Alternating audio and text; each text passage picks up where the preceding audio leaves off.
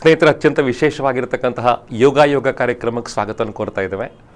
ಇಡೀ ಜಗತ್ತು ಕಾತರಿಸ್ತಾ ಇರತಕ್ಕಂತಹ ಜೂನ್ 21ರ ದಿನ ಇವತ್ತು ಮಹತ್ವದ ಹೆಜ್ಜೆಗತಿಯಲ್ಲಿ ಮುಂದಕ್ಕೆ ಹೋಗ್ತಾ ಇದೆ. ಜೂನ್ 21ನ್ನು ನಾವು ಇಡೀ ವರ್ಷ ಕಾಯ್ತಾ ಇದ್ದೆವು. ಯಾವಾಗ ವಿಶ್ವಸಂಸ್ಥೆ ಜೂನ್ 21ನ್ನು ಯೋಗ ದಿನವಾಗಿ ಡಿಕ್ಲೇರ್ ಮಾಡ್ತು, ಘೋಷಣೆ ಮಾಡ್ತು, ಇಡೀ ಭಾರತ ಅದಕ್ಕೋಸ್ಕರ ಕಾತರಿಸ್ಲಿಕ್ಕೆ ಸ್ಟಾರ್ಟ್ ಮಾಡ್ತು. ದೇಶದ ಪ್ರಧಾನಮಂತ್ರಿಯ ಬಹಳ ದೊಡ್ಡದಾಗಿರ್ತಕ್ಕಂಥ ಕನಸು. ರಾಜಪಥದಲ್ಲಿ 45,000 ಜನ ಸೇರಿಕೊಂಡು ಯೋಗವನ್ನು ಮಾಡುವಾಗ ಇಡೀ ಜಗತ್ತಿನ ಕಣ್ಗಳು ರಾಜಪಥದಲ್ಲಿ ಕೇಂದ್ರೀಕೃತವಾಗಿರ್ತವೆ. ಗಿನ್ನಿಸ್ ದಾಖಲೆ ಕ್ರಿಯೇಟ್ ಆಗ್ತಾ ಇದೆ. ಇದೆಲ್ಲ ಭಾರತಕ್ಕೆ ಹೆಮ್ಮೆ ತಂದುಕೊಂಡ ಸಂಗತಿಗಳು. ಯೋಗ ಭಾರತದ್ದೇ ಅಂತ ಹೇಳುವಂಥ ಒಂದು ಅದ್ಭುತವಾಗಿರ್ತಕ್ಕಂಥ ಅವಿನಾಭಾವ ಸಂಬಂಧದೊಟ್ಟಿಗೆ ಇವತ್ತು ಮಾತನಾಡಲಿಕ್ಕೆ ಆರಂಭಿಸ್ತಾ ಇದ್ದೇವೆ. ಅದಕ್ಕೊಂದು ಕರ್ಟನ್ ರೈಸರ್ ಸ್ನೇಹಿತರೆ, ಅತಿ ಶ್ರೇಷ್ಠವಾಗಿರ್ತಕ್ಕಂಥ ಒಂದು ತೆರೆ ಎತ್ತಿಗೆ ಕಾರ್ಯಕ್ರಮವನ್ನು ಸ್ಪಂದನ ವಾಹಿನಿ ಬಹಳ ಹೆಮ್ಮೆಯಿಂದ ನಡೆಸ್ಕೊಳ್ತಾ ಇದೆ. ನಮ್ಮ ಜೊತೆಗೆ ಡಾಕ್ಟರ್ ವಿವೇಕ್ ಉಡುಪ ಅವರಿದ್ದಾರೆ. ಸ್ನೇಹಿತರ, ಬಹಳ ವಿಶೇಷವಾಗಿ ಹೇಳ್ತೇನೆ, ಕರ್ನಾಟಕದಲ್ಲಿ ಯೋಗ ಚಿಕಿತ್ಸೆನಲ್ಲಿ ಮೊದಲ ಬಾರಿಗೆ ಡಾಕ್ಟರೇಟ್ ಮಾಡತಕ್ಕಂಥ ವ್ಯಕ್ತಿ. ಯೋಗದ ಬಗ್ಗೆ ಒಂದು ಪ್ರಖರವಾಗಿ ಮಾತಾಡೋ ಶಕ್ತಿ ಅವರಿಗಿದೆ.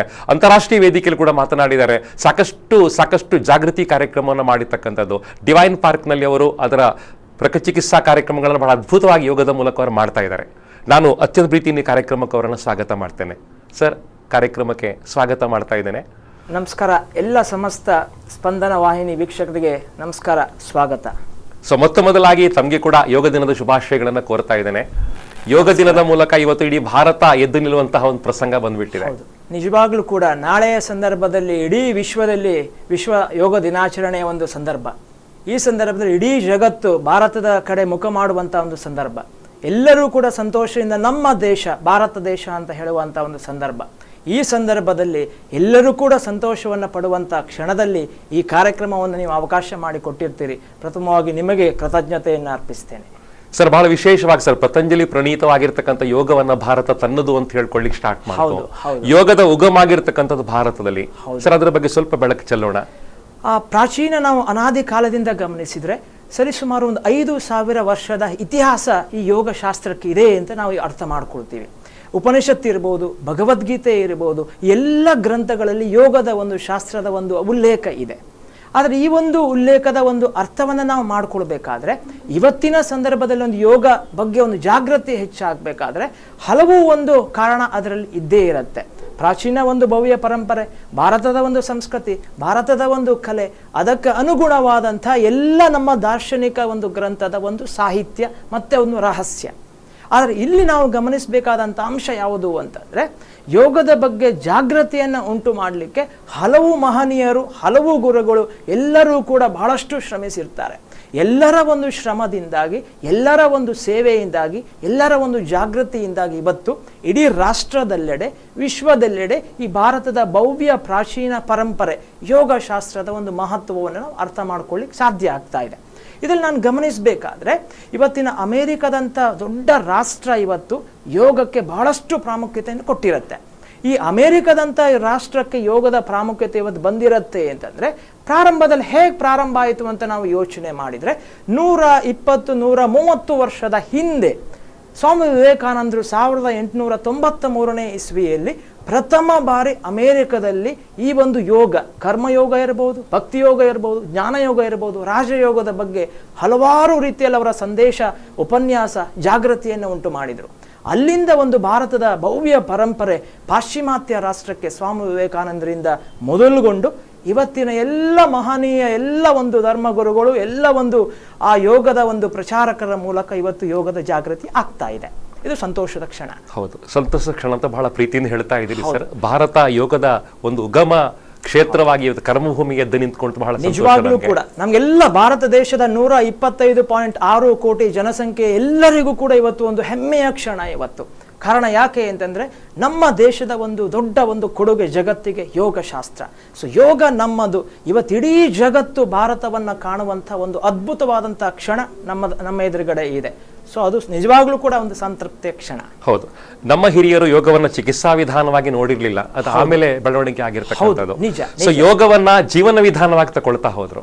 ಅದು ಹೇಗಿತ್ತು ಅಂತ ಹೇಳಿ ನಮ್ಮ ಪೂರ್ವಜರ ಪರಂಪರೆ. ನಮ್ಮ ಪೂರ್ವಜರ ಪರಂಪರೆಯನ್ನು ನಾವು ಗಮನಿಸಿದ್ರೆ ನಮ್ಮ ಪೂರ್ವಜರ ಎಲ್ಲ ಒಂದು ಪರಂಪರೆ ಗುರುಕುಲದ ಒಂದು ಪದ್ಧತಿಯಿಂದ ಪ್ರಾರಂಭ ಆಯಿತು. ಶಿಕ್ಷಣ ಇರ್ಬೋದು, ದಿನಚರಿ ಇರ್ಬೋದು, ಆಗು ಹೋಗುಗಳು ಇರ್ಬೋದು, ಆಹಾರ ಕ್ರಮ ಇರ್ಬೋದು, ಅಥವಾ ಒಂದು ಮನಸ್ಸಿಗೆ ಜಾಸ್ತಿ ಪ್ರಾಮುಖ್ಯತೆಯನ್ನು ಕೊಡುವಂಥದ್ದು ಇರ್ಬೋದು, ಶಿಸ್ತು ಇರ್ಬೋದು, ಜೀವನ ಇರ್ಬೋದು, ಆಚಾರ ವಿಚಾರ ಆಹಾರ ವಿಹಾರ ಕ್ರಮ ಇರ್ಬೋದು, ಅದು ಎಲ್ಲದರಲ್ಲೂ ಕೂಡ ದಿನಚರಿಯ ಪ್ರಾರಂಭ ಮತ್ತು ಅಂತ್ಯದ ತನಕವೂ ಕೂಡ ಅವರು ಯೋಗಕ್ಕೆ ಗಮನವನ್ನು ಕೊಡ್ತಾ ಇದ್ರು. ಯೋಗ ಅಂತಂದ್ರೆ ಬರೇ ಆಸನ ಅಲ್ಲ, ಯೋಗ ಅಂತಂದ್ರೆ ಬರೇ ಪ್ರಾಣಾಯಾಮ ಅಲ್ಲ, ಯೋಗ ಅಂತಂದ್ರೆ ಬರೇ ವಿಶ್ರಾಂತಿ ಕ್ರಿಯೆ ಅಲ್ಲ, ಯೋಗ ಅಂತಂದ್ರೆ ಬರೇ ಧ್ಯಾನ ಅಲ್ಲ, ಒಂದು ಸಮಗ್ರ ಜೀವನ. ಯೋಗ ಅಂತಂದ್ರೆ ಪರಿಪೂರ್ಣ ಜೀವನ. ಯೋಗ ಅಂತಂದ್ರೆ ಅನುಷ್ಠಾನದ ಒಂದು ಕಲೆ. ಯೋಗ ಅಂತಂದ್ರೆ ಸಂಪೂರ್ಣ ಪ್ರತಿ ಕ್ಷಣವೂ ಕೂಡ ಒಂದಾಗುವಂಥದ್ದು. ನಮ್ಮ ಉಸಿರು, ನಮ್ಮ ದೇಹ, ನಮ್ಮ ಮನಸ್ಸು, ನಮ್ಮ ಒಂದು ಕರ್ತವ್ಯ, ನಮ್ಮ ಒಂದು ಸಮಾಜ, ನಮ್ಮ ಒಂದು ಆಸಕ್ತಿ, ನಮ್ಮ ಒಂದು ದಿನಚರಿ, ನಮ್ಮ ಒಂದು ನಡೆನುಡಿ, ನಮ್ಮ ಒಂದು ರೀತಿ ನೀತಿ, ನಮ್ಮ ಒಂದು ಮಾತು ಕೃತಿ ವರ್ತನೆ, ಇದೆಲ್ಲದರಲ್ಲೂ ಕೂಡ ಒಂದಾಗ್ತಾ ನಮ್ಮ ಎಲ್ಲ ಒಂದು ಪೂರ್ವಜರು ಅದಕ್ಕೆ ಗಮನವನ್ನು ಕೊಟ್ಟರು. ಜೀವನದಲ್ಲಿ ಅದನ್ನು ಅಳವಡಿಸ್ಕೊಂಡ್ರು. ಮಾತು ರೀತಿ ನೀತಿ ಕೃತಿಯ ಮೂಲಕ ಅದನ್ನು ಅಳವಡಿಸ್ಕೊಂಡ್ರು. ಹಲವರಿಗೆ ಅವರ ಒಂದು ಜೀವನ, ಹಲವರಿಗೆ ಅವರ ಒಂದು ಸಂದೇಶ, ಹಲವರಿಗೆ ಅವರ ಒಂದು ಸಾಮೀಪ್ಯ ಸ್ಫೂರ್ತಿಯನ್ನು ಕೊಡ್ತು. ಆ ಸ್ಫೂರ್ತಿ ಯಾಕಾಯಿತು ಅಂತಂದರೆ ಅವರು ಶಾಂತಿಯನ್ನು ಅನುಭವಿಸಿದರು, ಅವರು ಶಾಂತರಾಗಿದ್ದರು, ಅವರ ಗುಣ ಉತ್ತಮವಾಗಿತ್ತು, ಅವರ ಸಂಸ್ಕೃತಿ ಸಂಸ್ಕಾರ ಉತ್ತಮವಾಗಿತ್ತು, ಅವರಿಂದ ಅದ್ಭುತವಾದಂಥ ಒಂದು ಸ್ಫೂರ್ತಿಯ ಕೆಲಸ ಆಗ್ತಾ ಇತ್ತು. ಸೊ ಇದರಲ್ಲಿ ಒಂದು ಯೋಗದ ಒಂದು ಜಾಗೃತಿ, ಯೋಗದ ಒಂದು ಕಾರ್ಯ ಇದ್ದೇ ಇದೆ.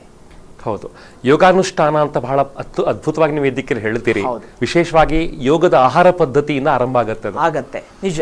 ಸರ್, ಯೋಗದ ಪ್ರಕಾರ ಆಹಾರ ಪದ್ಧತಿ ಹೇಗಿರ್ತದೆ? ನಾವು ಇವತ್ತಿನ ಒಂದು ಸಂದರ್ಭದಲ್ಲಿ ಗಮನಿಸಿದರೆ ಯೋಗದ ಆಹಾರ ಪದ್ಧತಿಗೆ ನಾವು ಸರಳವಾಗಿ ಹೇಳುವುದಾದರೆ ಸಾತ್ವಿಕ ಆಹಾರ ಅತಿ ಅವಶ್ಯಕ ಅಂತ ನಾವು ಹೇಳ್ತೀವಿ. ಈಗ ಯೋಗದ ಒಂದು ಅನುಷ್ಠಾನ ಆಗಬೇಕಾದ್ರೆ ದೇಹದ ಒಂದು ಸ್ಥಿತಿ ಅತಿ ಮುಖ್ಯ, ಮನಸ್ಸಿನ ಸ್ಥಿತಿ ಅತಿ ಮುಖ್ಯ, ದೇಹ ಮನಸ್ಸನ್ನು ಒಂದುಗೂಡಿಸುವ ಪ್ರಕ್ರಿಯೆ ಉಸಿರಾಟ ಅದರ ಸ್ಥಿತಿಯೂ ಕೂಡ ಅತಿ ಮುಖ್ಯ. ಸೊ ಈ ಸಂದರ್ಭದಲ್ಲಿ ಆಹಾರ ಕ್ರಮಕ್ಕೂ ಕೂಡ ನಾವು ಜಾಸ್ತಿ ಗಮನವನ್ನು ಕೊಡಬೇಕಾಗತ್ತೆ. ನಾವು ಸಾತ್ವಿಕ ಆಹಾರ ಪದ್ಧತಿ ಅಂತ ಹೇಳ್ತೀವಿ. ಈ ಸಾತ್ವಿಕ ಆಹಾರ ಪದ್ಧತಿಯಲ್ಲಿ ನಾವು ಪ್ರಕೃತಿದತ್ತವಾದಂಥ ಆಹಾರವನ್ನು ನಾವು ಜಾಸ್ತಿ ಸೇವಿಸಬೇಕು ಅಂತ ಹೇಳ್ತೀವಿ.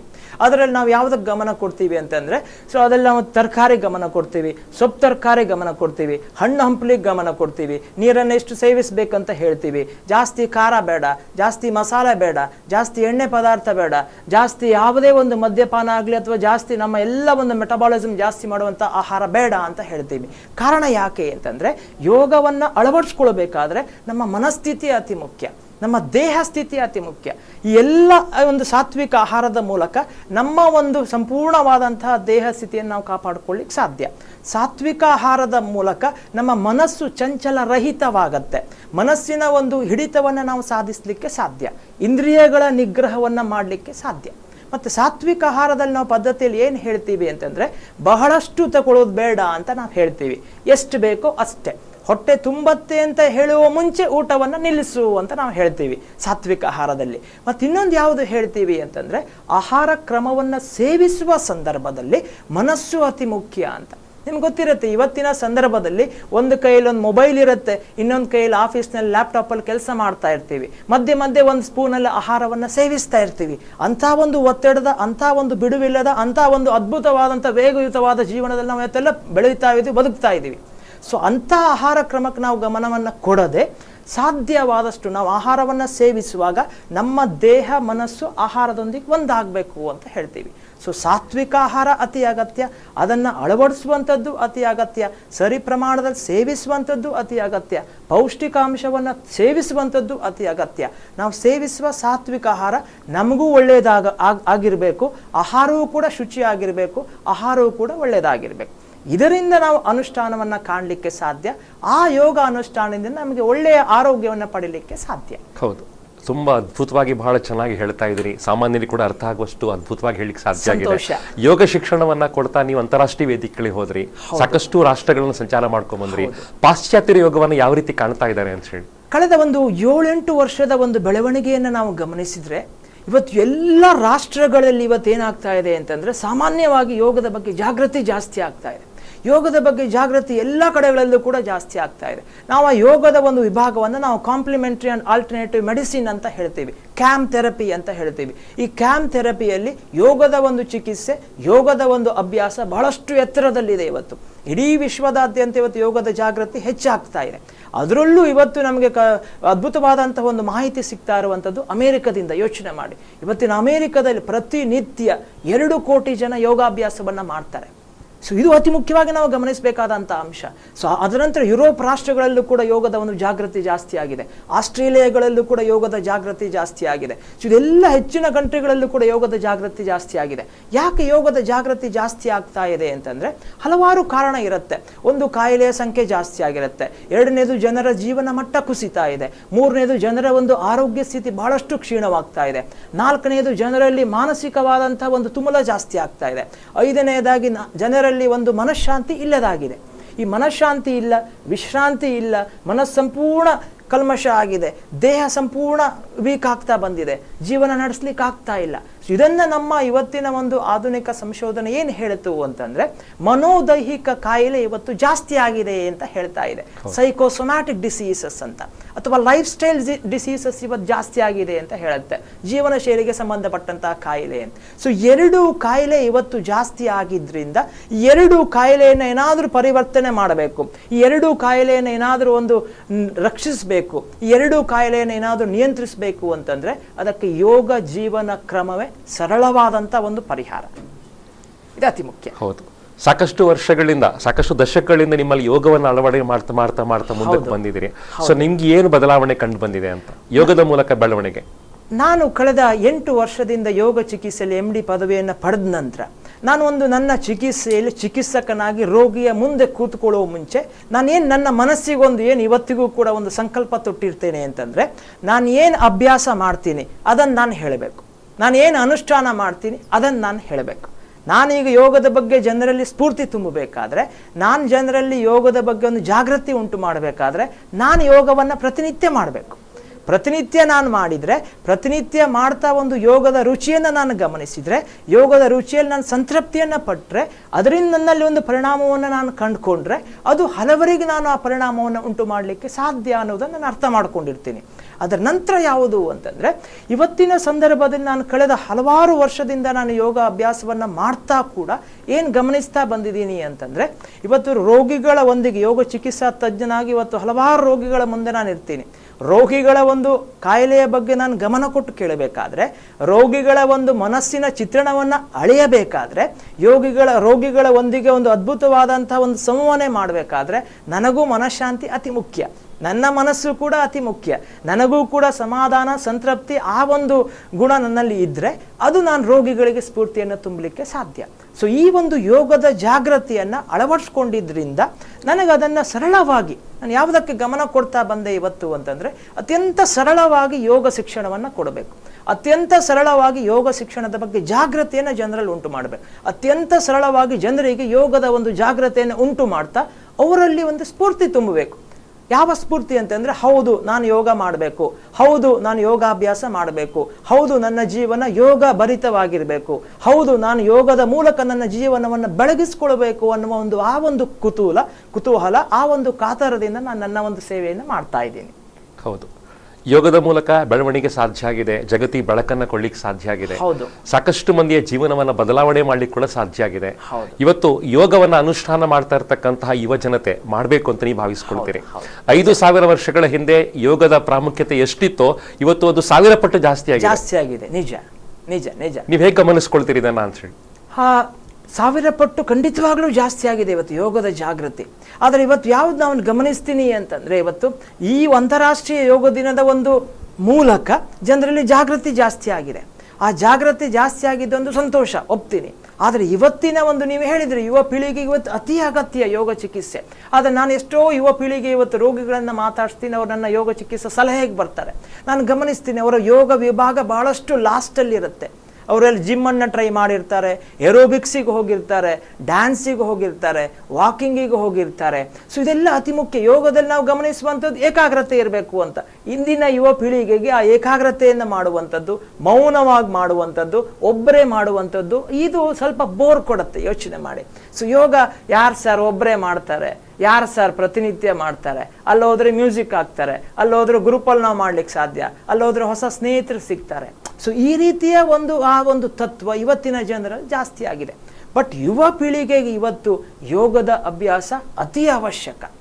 ಯಾಕೆ ಅಂತಂದರೆ ಇವತ್ತಿನ ನಮ್ಮೆಲ್ಲ ಒಂದು ಸ್ಟ್ಯಾಟಿಸ್ಟಿಕ್ಸ್ ಏನು ಹೇಳುತ್ತೆ ಅಂತಂದರೆ, ಇವತ್ತಿನ ಯುವ ಪೀಳಿಗೆಯಲ್ಲಿ ಮುಖ್ಯವಾಗಿ 26 ವರ್ಷದಿಂದ 38 ವರ್ಷದ ಮಧ್ಯೆ ಎಷ್ಟೋ ಕಾಯಿಲೆಗಳು ಜಾಸ್ತಿ ಆಗಿದೆ. ಈ ಕಾಯಿಲೆಗಳು ಜಾಸ್ತಿ ಆಗಿದ್ದು ಎರಡೇ ಕಾರಣ, ನಾನು ಆವಾಗ ಹೇಳಿರ್ತೀನಿ, ಮನೋದೈಹಿಕ ಕಾಯಿಲೆ ಮತ್ತು ಜೀವನ ಶೈಲಿಗೆ ಸಂಬಂಧಪಟ್ಟಂಥ ಕಾಯಿಲೆ. ಸೊ ಯುವ ಪೀಳಿಗೆಗೂ ಕೂಡ ಯೋಗದ ಅಭ್ಯಾಸ ಅತಿ ಅವಶ್ಯಕ. ಆದರೆ ನಮಗೂ ಕೂಡ ಚಿಕಿತ್ಸಕನಾಗಿ, ವೈದ್ಯನಾಗಿ, ತಜ್ಞ ಸಂಶೋಧಕನಾಗಿ ಯುವ ಪೀಳಿಗೆಯ ಸ್ಫೂರ್ತಿಯನ್ನು ಉಂಟು ಮಾಡುವಂಥದ್ದು, ಅವರು ಯೋಗಾಭ್ಯಾಸ ಮಾಡುವಲ್ಲಿ ಮೋಟಿವೇಟ್ ಮಾಡುವಂಥದ್ದು ಬಹಳ ಕಷ್ಟದ ಕೆಲಸ. ಕಾರಣ ಯಾಕೆ ಅಂತಂದರೆ ಇವತ್ತು ಯಾರಿಗೂ ಸಮಯ ಇಲ್ಲ. ಇವತ್ತೆಲ್ಲರೂ ಕೂಡ ಒತ್ತಡದಲ್ಲಿ ಬದುಕ್ತಾ ಇದ್ದಾರೆ. ಎಲ್ಲರಿಗೂ ಕೂಡ ಇಮಿಡಿಯೇಟ್ ಇಫೆಕ್ಟ್ ಬೇಕು. ಯೋಗ ಒಂದು ದೊಡ್ಡ ಮೆಡಿಸಿನ್, ಯೋಚನೆ ಮಾಡಿ. ಆದರೆ ಅದೊಂದು ಸ್ಲೋ ಮೆಡಿಸಿನ್ ಅಂತ ನಾನು ಹೇಳ್ತೀನಿ. ನಿಧಾನವಾಗಿ ಅದರ ಒಂದು ಪ್ರಯೋಗ ಬರುತ್ತೆ, ನಿಧಾನವಾಗಿ ಅದರ ಒಂದು ಪ್ರಯೋಜನ ಉಂಟಾಗುತ್ತೆ. ಅದಕ್ಕೆ ಬೇಕಾಗುವಂಥದ್ದು ನಮ್ಮ ದೃಢ ಮನಸ್ಸು, ದೃಢ ಶ್ರದ್ಧೆ, ಪ್ರತಿನಿತ್ಯದ ಅನುಷ್ಠಾನ. ಇದು ಅತಿ ಮುಖ್ಯ. ಸ್ನೇಹಿತರೆ, ಯೋಗ ಬಹಳ ವಿಶಿಷ್ಟವಾಗಿರ್ತಕ್ಕಂಥ ಕಾರ್ಯಕ್ರಮ ಇವತ್ತು ತಮ್ಮ ಮುಂದೆ ಬರ್ತಾ ಇದೆ. ಜೂನ್ 21 ಬಹಳ ಅದ್ಭುತವಾಗಿರ್ತಕ್ಕಂಥ ಯೋಗ ದಿನವನ್ನು ಸ್ವಾಗತಿಸುವಂಥ ಒಂದು ಕಾರ್ಯಕ್ರಮ, ಬೆಳಕನ್ನು ಚೆಲ್ಲುವಂಥ ಕಾರ್ಯಕ್ರಮ, ಜೊತೆಗೆ ನಮ್ಮೊಳಗೆ ಬೆಳಕನ್ನು ಆಹ್ವಾನಿಸುವಂಥ ಕಾರ್ಯಕ್ರಮ. ಅತ್ಯಂತ ಅದ್ಭುತವಾಗಿ ಡಾಕ್ಟರ್ ಮಾತಾಡ್ತಾರೆ, ಅವ್ರ ಮಾತನ್ನು ಕೇಳಬೇಕು ಅಂತ ನಂಗೆ ಅನಿಸ್ತಾ ಇದೆ. ಕರ್ನಾಟಕದಲ್ಲಿ ಯೋಗದಲ್ಲಿ ಸಂಶೋಧನೆ ಮಾಡ್ತಾ PhD ಮಾಡ್ಕೊಂಡಂಥ ಮೊದಲ ವೈದ್ಯರವರು, ಅವರ ಮಾತನ್ನು ಇನ್ನೂ ಕೇಳಬೇಕು ಅಂತ ಅನಿಸ್ತಾ ಇದೆ. We take a very small break.